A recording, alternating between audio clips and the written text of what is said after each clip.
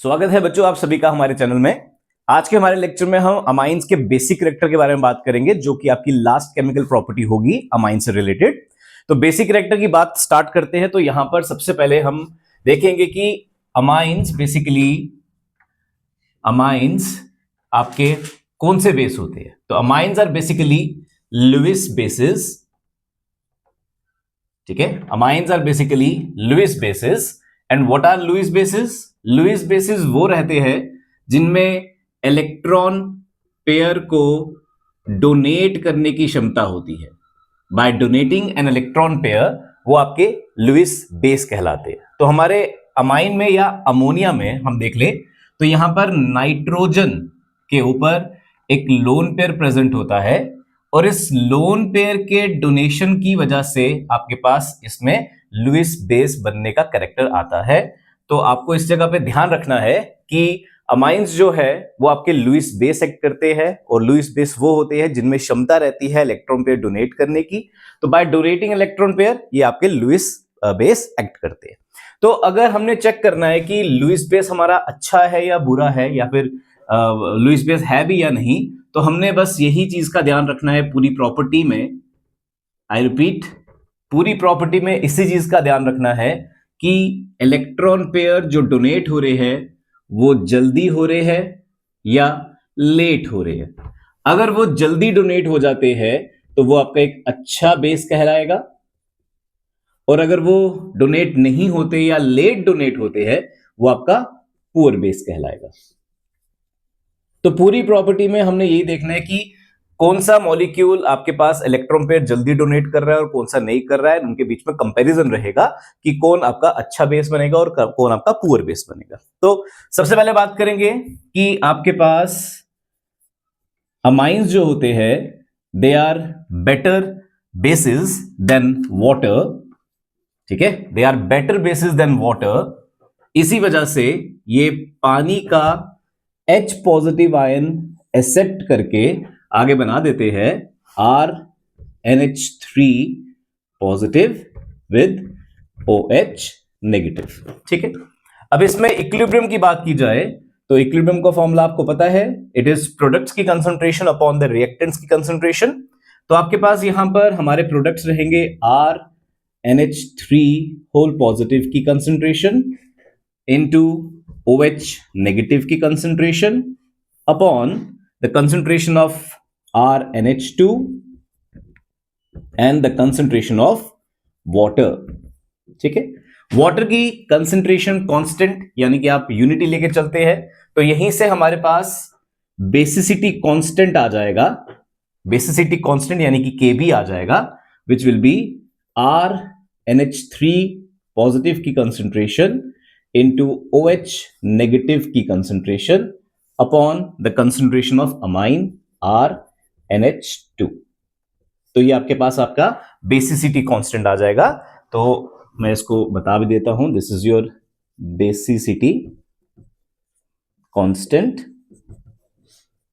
ठीक है। और इस बेसिसिटी कांस्टेंट से रिलेटेड आपको एक टर्म ध्यान में रखनी है, दैट इज बेसिसिटी कांस्टेंट की वैल्यू अगर ज्यादा एरो अपवर्ड है, अगर Kb यानी कि बेसिसिटी कांस्टेंट की वैल्यू ज्यादा, इट मींस आपके पास गुड बेसिक कैरेक्टर है यानी कि गुड बेस है, ठीक है।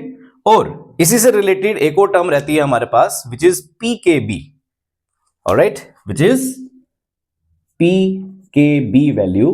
तो इस दौरान ये pKb वैल्यू आपकी कम होने वाली है, तो ध्यान रखिएगा। Kb वैल्यू बड़ी होने का मतलब है it is a good base, which further means pKb की वैल्यू छोटी होगी। एंड उसी का उल्टा Kb की वैल्यू अगर छोटी है यानी कि बेसिसिटी कांस्टेंट की वैल्यू अगर छोटी है तो वो एक पुअर बेस होगा, और जो पुअर बेसिस होते हैं उनके pKb की वैल्यू आपकी बड़ी होती है। इस चीज का खास ध्यान रखते हुए आपने अपने माइंड में इस चीज को रख लेना है। इससे रिलेटेड क्वेश्चन भी पूछे जाते हैं, पीकेबी वैल्यू से रिलेटेड पूछे जाते हैं कि बताइए कौन सा अच्छा बेस है कौन सा पुअर बेस है। अब पीकेबी है क्या बेसिकली? तो पीकेबी आपके पास इनवर्स ऑफ लॉग ऑफ केबी होता है, यह भी आपको पता होना चाहिए।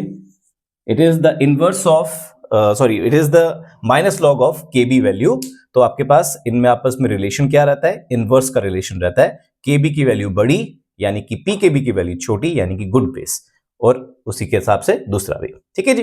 तो ये हमारा लुईस बेस से रिलेटेड थोड़ा इंट्रोडक्शन है कि लुईस बेसिस होते क्या है। इलेक्ट्रॉन पेयर डोनेट करने की क्षमता जिनमें होती है वो लुईस बेस कहलाते हैं। अमाइंस और अमोनिया, इनमें भी नाइट्रोजन के ऊपर लोन पेयर प्रेजेंट होता है।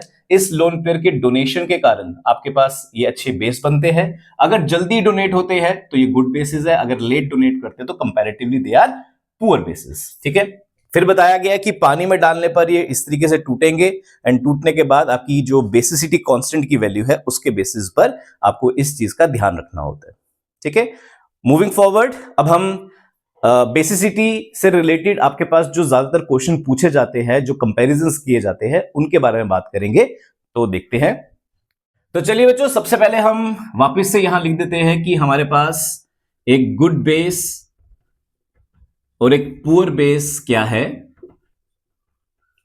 तो मैंने आपको जस्ट बताया, गुड बेस वो है जो इलेक्ट्रॉन पेयर इजीली और जल्दी डोनेट कर सकता है। और पुअर बेस कौन है? पुअर बेस वो है जो इलेक्ट्रॉन पेयर को स्लो रेट से डोनेट करता है। ठीक है, ओके। स्लो बोल सकते हो या लेट बोल सकते हो, चलिए लेट प्रेफर करते हैं, लेट डोनेशन जो करता है। ठीक है। तो ये आपके पास good base and poor base रहेंगे। इनके ऊपर ध्यान रखते हुए अब जो भी कंपैरिजन करेंगे उनके बारे में बात करते हैं।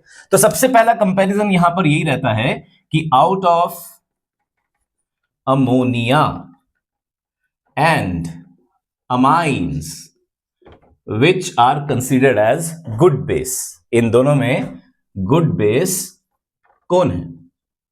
ठीक है, सबसे पहली चीज यही पूछी जाती है। तो हम देख लेते हैं इनको आपस में कंपेयर करके।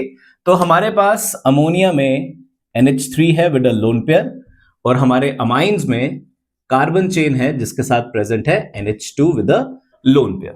ठीक है। हमने क्या बात की, इलेक्ट्रॉन पेयर को जो जल्दी डोनेट करेगा that is a good base. तो हम देखेंगे यहां पर कि हमारे अमाइंस में यहां पर एक एल्काइल चेन लगी हुई है। इस एल्काइल चेन के इंडक्टिव इफेक्ट के कारण, प्लस आई इफेक्ट के कारण, ये अपने इलेक्ट्रॉन पेयर यहां डोनेट करने की कोशिश करेगा, जिसके कारण रिपल्शंस होगी एंड इन लोन पेयर्स को बाहर निकलने में आसानी रहेगी। ठीक है। तो कार्बन चेन के या एल्काइल ग्रुप के प्लस आई इफेक्ट की वजह से यहां पर इंटेंसिफिकेशन रहेगी। उस इंटेंसिफिकेशन के कारण जो ऊपर लोन पेयर प्रेजेंट है उनको बाहर निकलने में आसानी रहेगी। इसलिए हमारे पास यहां पर they are acting as good base. तो out of ammonia and amine, आपके अमाइंस अच्छे बेस होते हैं because of the plus I effect, because of the plus I effect of the alkyl group. इस वजह से आपके अमाइंस अमोनिया से बेटर बेसिस कहलाए जाते हैं। ठीक है। नंबर 2 आता है हमारे पास। अब अमोनिया और अमाइन का तो कंपैरिजन हो गया। अब अमाइंस में देखते हैं 1 degree, 2 degree and 3 degree amines को। ठीक है। तो आपके पास यहां पर आता है RNH2, this is your 1 degree amine, comma 2 degree amine R2NH and 3 degree amine R3NH with N with lone pair. तो हमारे 1 degree, 2 degree and 3 degree amines में कंपैरिजन रहेगा। अब which is a good base। ठीक है। तो अब कंपैरिजन रहेगा 1 degree, 2 degree, 3 degree and 3 degree amines में बीच में। तो which is a good base, आइए देख लेते हैं। तो यहां पर जैसे मैंने ऊपर समझाया, एल्काइल ग्रुप के इंडक्टिव इफेक्ट के कारण इंटेंसिफिकेशन है और इसी वजह से इलेक्ट्रॉन पेयर जल्दी निकल रहे हैं बाहर। तो यहां पर जो इंटेंसिफिकेशन आप देखेंगे ये एक तरफा रहेगी, राइट, बिल्कुल सही है। अगर आप 2 डिग्री की बात करें तो यहां पे RN with a lone pair H and R, यहां पे 2 कार्बन चेन्स प्रेजेंट है। इन 2 कार्बन चेन्स की वजह से 2 तरफ से प्लस आई इफेक्ट रहेगा। इसका मतलब ये इलेक्ट्रॉन पेयर ज्यादा इजीली निकल जाएंगे, ज्यादा जल्दी निकल जाएंगे। एंड थर्डली अगर हम R3 की बात करें तो यहां पर 3 तरफ से एल्काइल ग्रुप की इंटेंसिफिकेशन रहने वाली है, यानी कि इंडक्टिव इफेक्ट जो है वो आप 3 तरफ से देखेंगे और 3 तरफ से देखने पर इसके लोन पेयर ज्यादा, very fast and easily get donated. ठीक है, तो इसी वजह से हम बोलेंगे कि out of 1 degree 2 degree and 3 degree amines हमारा 3 डिग्री अमाइन सबसे अच्छा बेस रहता है, then 2 degree amine and then आपका 1 डिग्री अमाइन।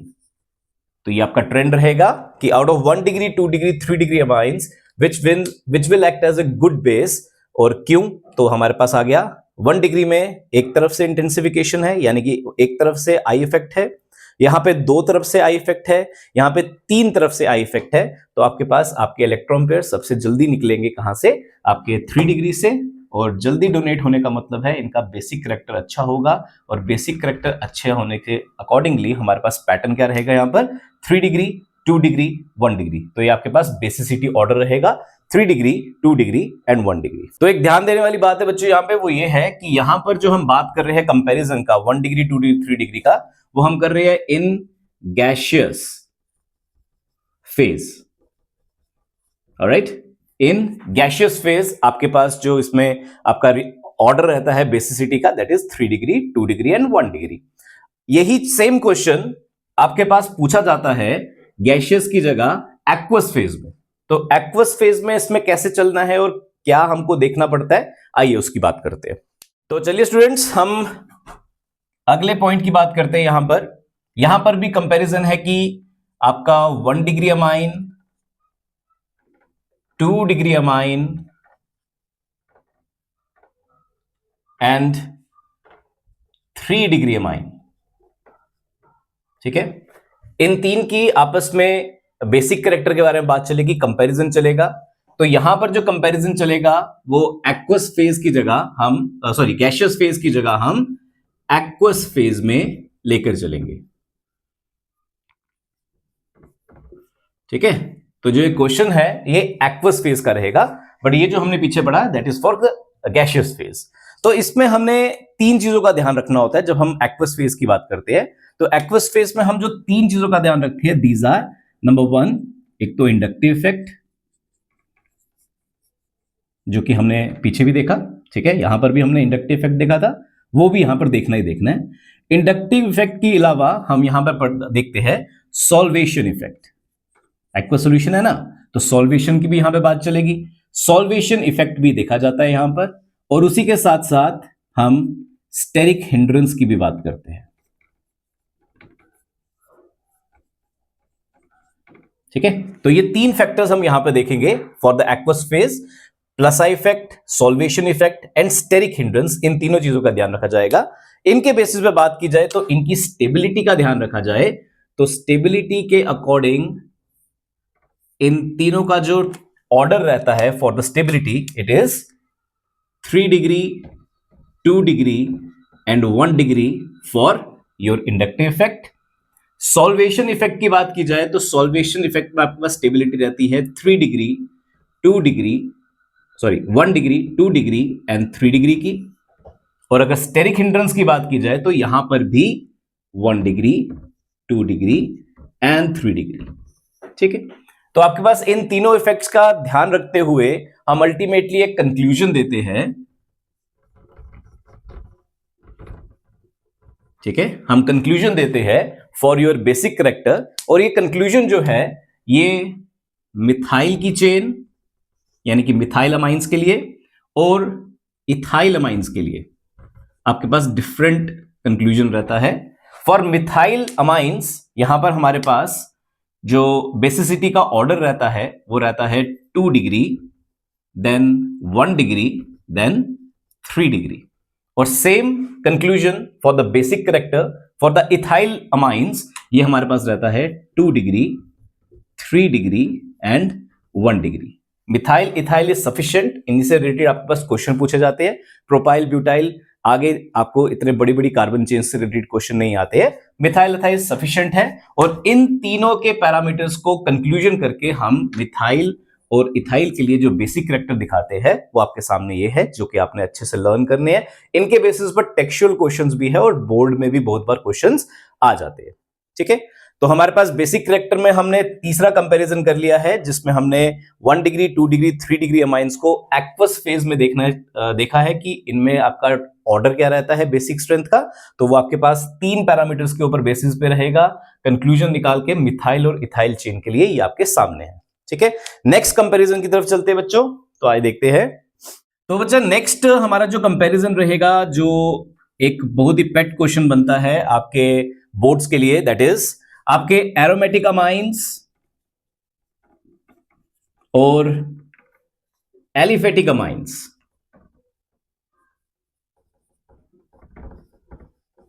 राइट, आपके एरोमेटिक अमाइंस और आपके एलिफेटिक अमाइंस में कंपैरिजन रहता है कि इनमें बेसिक कैरेक्टर किसका अच्छा, इनमें अच्छे बेस कौन।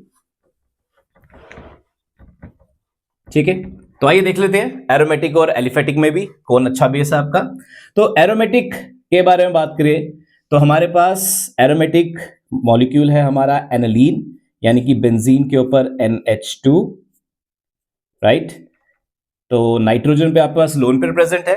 इसकी आपकी रेजोनेंस देखी जाए तो रेजोनेंस के दौरान आपके पास यहां पर क्या चल रहा है, NH2 अपना इलेक्ट्रॉन पेयर बेंजीन को देगा, जिससे आपका NH2 पॉजिटिव हो जाएगा, और एक डबल बॉन्ड आने की वजह से नेक्स्ट डबल बॉन्ड शिफ्ट करेगा और यहां पर नेगेटिव चार्ज और 2 बॉन्ड अंदर रह जाएंगे।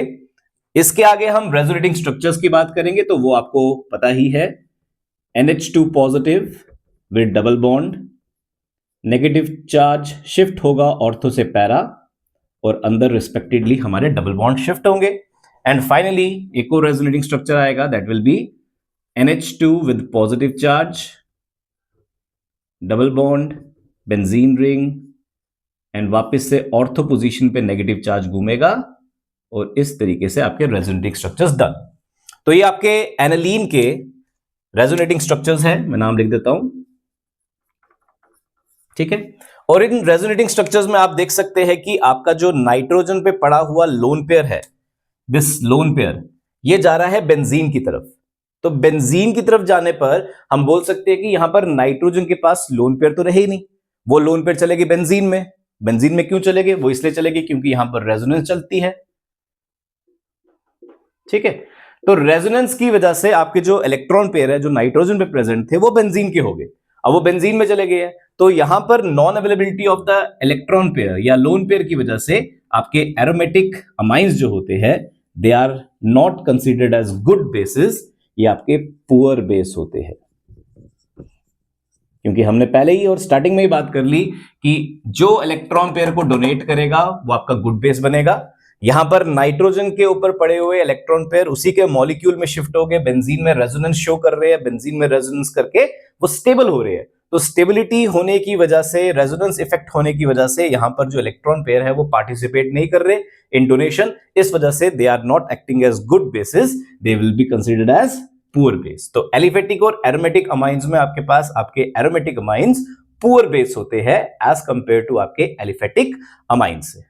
ठीक है, एंड लास्टली अब बात करेंगे आपके इफेक्ट ऑफ द सब्स्टिट्यूएंट्स, यानी कि एरोमेटिक अमाइंस में जो आपके पास आपके सब्स्टिट्यूएंट्स प्रेजेंट होते हैं उनका क्या क्या इफेक्ट रहता है। तो बच्चों अब हम बात करेंगे effect of substituents. Effect of substituents,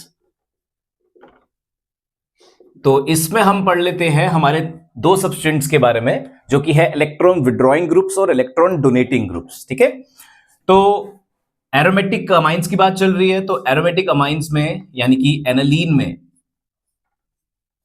एक लगा देता हूं मैं आपका इलेक्ट्रॉन विड्रॉइंग ग्रुप।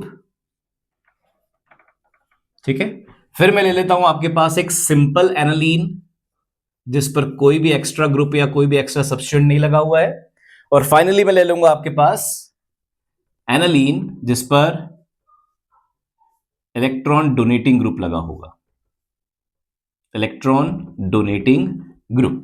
ठीक है, इलेक्ट्रॉन विड्रॉइंग ग्रुप है और इलेक्ट्रॉन डोनेटिंग ग्रुप है।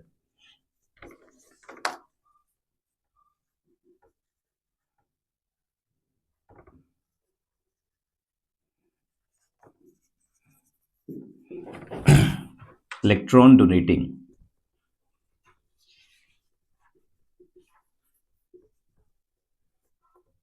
ठीक है जी।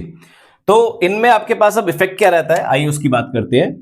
तो हमारा काम है नाइट्रोजन पे प्रेजेंट लोन पेयर्स को डोनेट करवाना, उनको पार्टिसिपेट कराना बॉन्डिंग में फर्दर। तो यहां पर इलेक्ट्रॉन विड्रॉइंग ग्रुप, इनका इफेक्ट क्या रहता है, ये रेजोनेंस के दौरान जो नेगेटिव चार्ज घूमता है अंदर, यानी कि आपके पास इलेक्ट्रॉन्स घूमते हैं अंदर, उनको बाहर खींचने की कोशिश करता है। ठीक है।